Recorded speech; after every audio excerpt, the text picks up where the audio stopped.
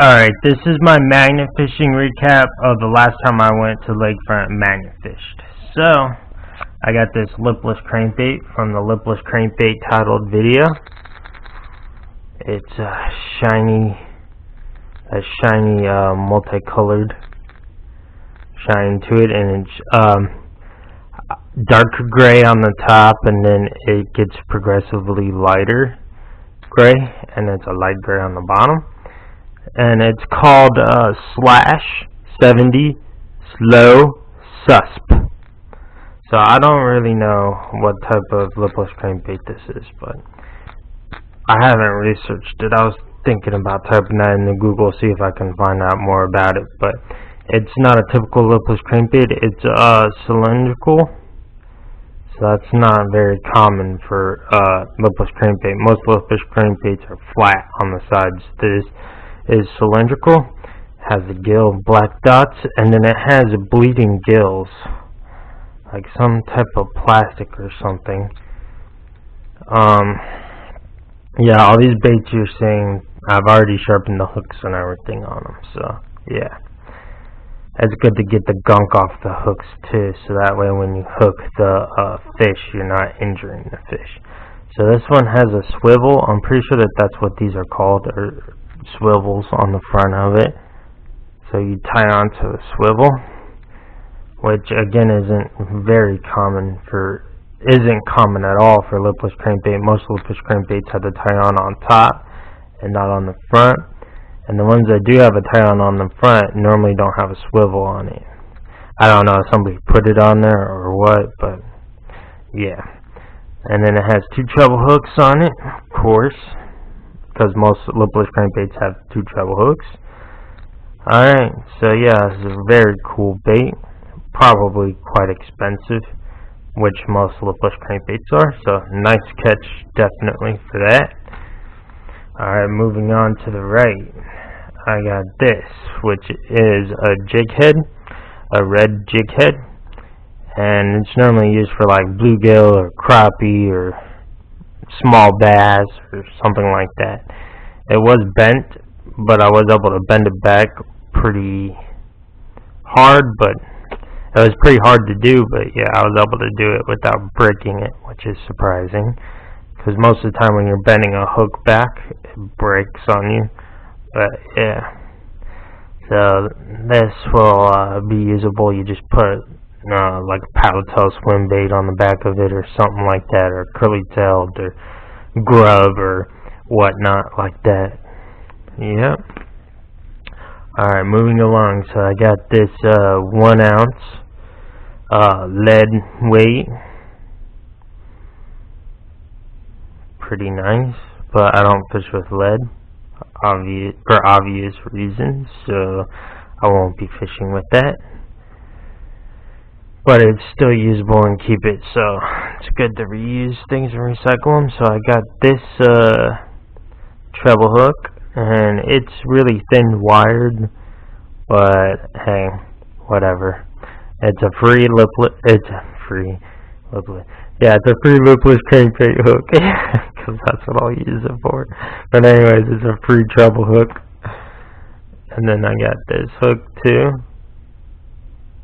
Now, I did have some other good hooks that I got, but they all got tangled up in a mess of line, and I wasn't going to sit there and spend 20 minutes getting them all free, so this one was the only one besides the treble hook that I got.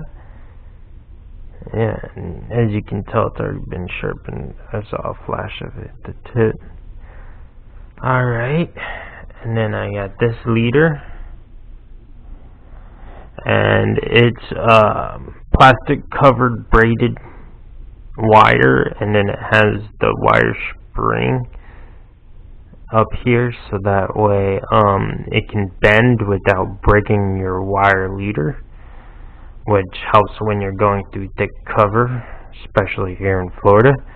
So it has, again, the spring on the end of it there, and then this they put it through the hook and did it like that, which is how you put a wire leader on most hooks. and then they just put it on a regular old circle hook.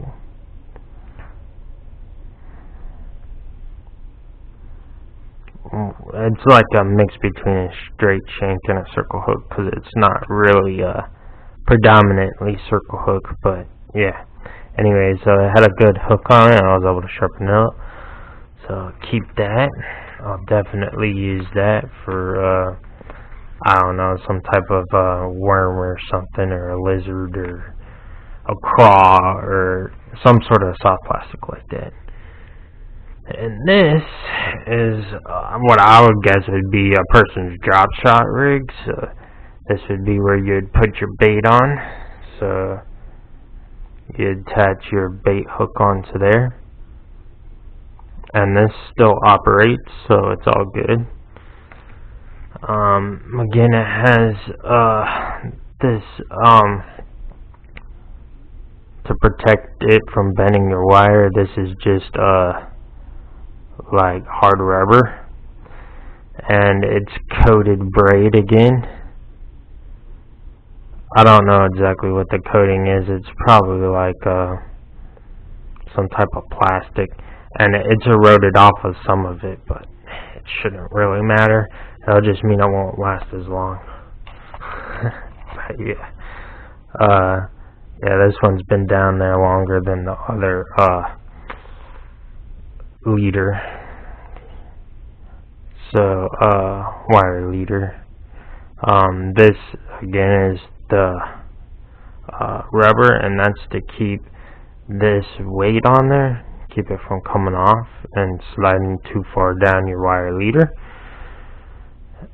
You don't want it too close to your bait, because this is like what I would think would be like a drop shot rig.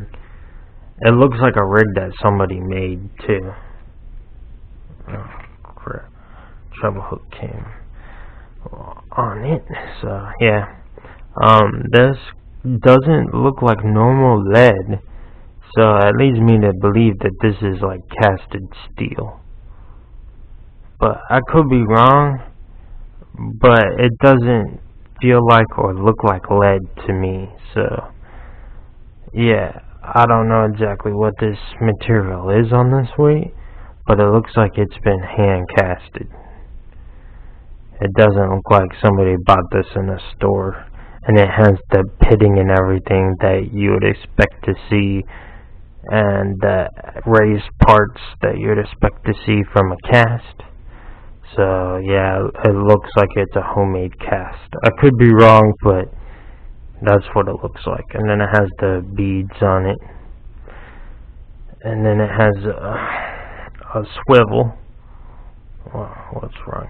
A swivel to tie your line onto. I'm pretty sure that that's what these are called, are swivels. If I'm wrong, correct me down in the comment section, because I'm not that used to fishing with this kind of stuff. All throughout my fishing years growing up, I used live bait, like worms and fish, small fish and bait fish, and bread. Bread is a staple. If you cannot catch a fish with bread, then there's something wrong with you, and you should stop being a fisherman or fisherwoman. But yeah, anyways, yeah. So yeah, I showed everything. And again, this is my favorite lure out of the whole lot of them. And it sounds like it's a one knocker, but I could be mistaken. I'm just saying it sounds like a one knocker.